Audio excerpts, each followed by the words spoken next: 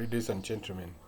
Welcome back to the continuing series of presentations on the African Continental Free Trade Area Agreement. My name is Isaac Kamande.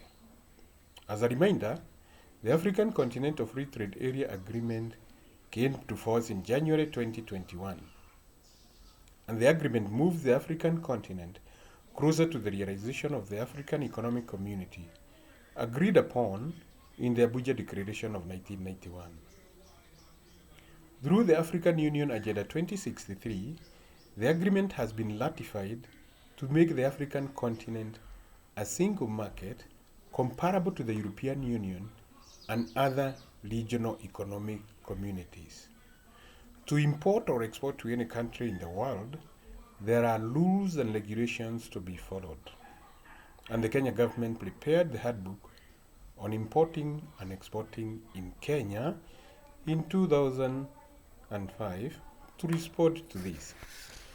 The Handbook provides useful information to students, business, government agencies and departments, county governments, and other players with an interest in the import-export business.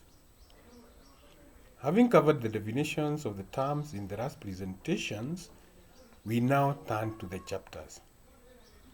Chapter 1 is the introduction and starts with the need for a handbook on importing to and exporting from Kenya.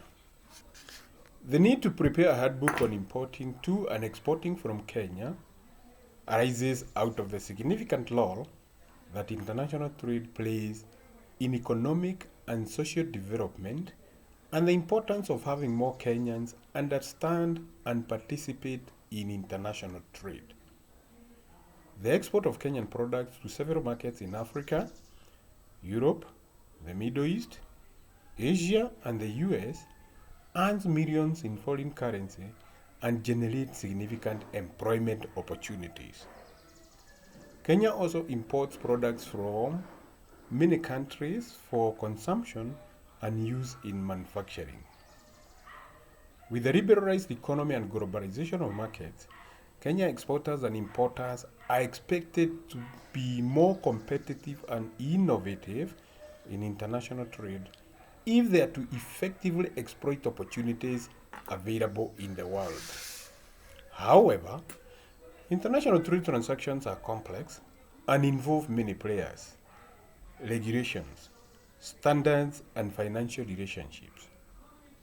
This complexity means that many potential importers and exporters have a lack of adequate knowledge on what needs to be done to transact effectively, and for this reason, they shy away from international trade.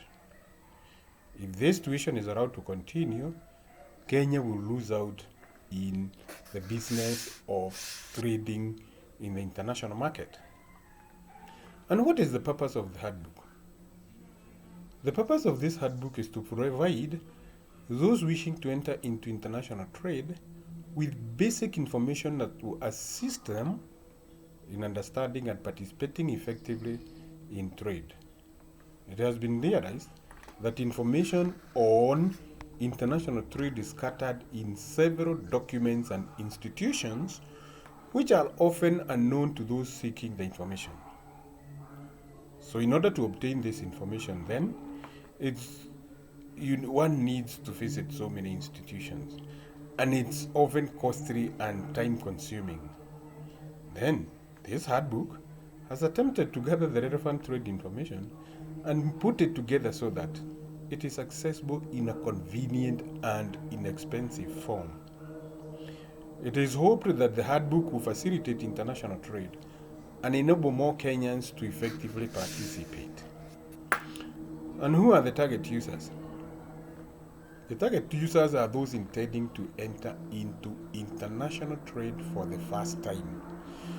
It is assumed that this category of users know nothing or very little about international trade. The handbook is therefore made simple and practical, showing step-by-step procedures on how to carry out the different transactions required to export or import. Additionally, the handbook provides definitions of terms commonly used in international trade which users must familiarize themselves with. These were covered last time.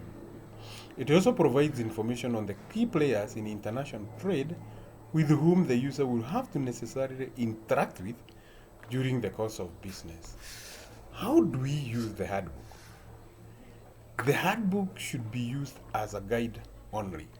It is recommended that for detailed information and clarity, users get in touch with the relevant authorities or organizations involved in functions, processes, or transactions of interest to the prospective exporter.